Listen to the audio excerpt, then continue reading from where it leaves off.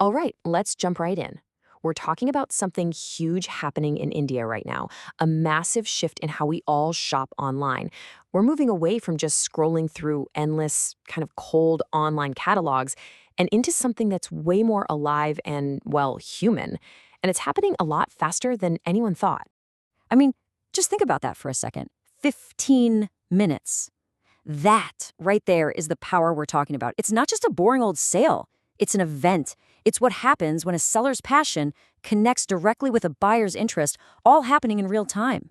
This is really the heart of the whole revolution. You know how online shopping has been for years, right? Click, add to cart, checkout. It works, sure, but it's pretty sterile. Well, now we're stepping into a new era where shopping is an experience again. It's about chatting, being part of a community, and actually feeling a connection to the person selling you something. Okay, so we've seen what it can do, but let's take a step back and break it down. What exactly is live commerce? It's a really simple idea, but man, the implications are powerful. When you boil it all down, there are three key ingredients. First, it's live, so it's authentic, it's unedited, it's happening right now. Second, it's interactive, so you can literally ask things like, hey, can you show me what the back looks like? And third, and this is the real game changer, you can buy it instantly. The whole journey from seeing it to owning it happens in a flash. And this comparison just lays it all out perfectly. We're moving on from the guesswork of staring at a static photo, trying to figure out if it's any good. Instead of a one-way street, it's a two-way conversation. It takes all the doubt of online shopping and replaces it with the confidence you get from a real live demo. Okay, so we get what it is. But the big question is, why is it absolutely exploding in India specifically? Well, it turns out this whole model is pretty much a perfect fit for the Indian market, and it all comes down to four key pillars. So we're going to walk through each one of these. We're talking about the cultural love for a good story, the absolute need for trust, that powerful little feeling called FOMO, and maybe the most incredible part, how it's empowering sellers everywhere. So this first pillar is all about our culture. In India, connection is just everything, and we connect through stories. Live commerce gets that. It's not just about showing a product, it's about telling the story behind it. You know, who made it, what makes it so special. All of a sudden, a simple purchase becomes something you're emotionally invested in. The second pillar is all about trust. Let's be honest, we've all been burned by stuff that shows up looking nothing like the picture, or by trying to sort through a sea of fake 5-star reviews. A live video just cuts through all that noise. You see the product being used, and you see a real person answering questions. That builds a kind of instant confidence that a regular web page just can't touch. Then we get to pillar number 3, FOMO. That's right, the fear of missing out. It's a super powerful motivator, and these live shopping events use it brilliantly. You've got flash sales, alerts that say only 2 left in stock, and those ticking countdown timers. It all creates this incredible sense of urgency. It stops being just a good deal and becomes a deal you have to get right now. And this final pillar, empowerment, might just be the most amazing one of all.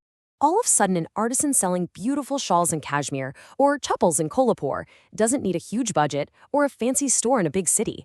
All they need is a phone. Just a phone, and they can reach customers all across India. It's leveling the playing field in a really profound way. So those 4 pillars really explain why this is working so well. But now, let's get to the so what of it all. What's the long-term impact on the entire retail industry going to be? Well, the changes are already here, and they are huge. We're seeing 4 major shifts happening. 1, shopping is turning back into a conversation. 2, our buying decisions are getting way faster. 3, creators are becoming the new rock stars of sales. And 4, small brands are finally getting a real opportunity to shine. First off, this is the end of what I call soulless scrolling. Live commerce is pumping that human element right back into online retail. There's an energy to it, an excitement, a feeling that you're part of an event that makes shopping, well, it makes it fun again. And next, just look at who's doing the selling. It's not just some faceless corporation anymore. It's influencers, students, homemakers, people who are genuinely passionate about what they're showing you. This is totally democratizing entrepreneurship, turning everyday people with a phone into the new superstars of sales. Now, this chart really shows you the amazing opportunity for small brands. Just look at the difference. Traditional retail, high budgets, local reach, and it's tough to even get in the game. But live commerce completely flips that script. It's a low-cost way to reach a national audience, finally giving small businesses a real shot to compete with the giants. So we've covered the what, the why, and the how. Let's boil all of this down to the single most important thing you should take away from this explainer.